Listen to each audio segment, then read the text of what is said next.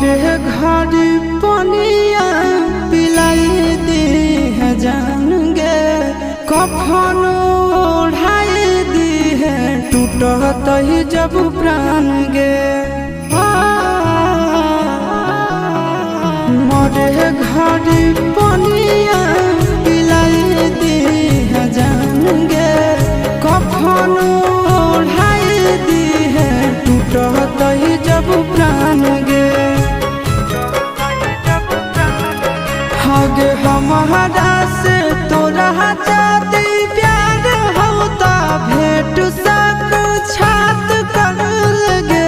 हगे सोनाया गावा हो भरती पाटनवा में आके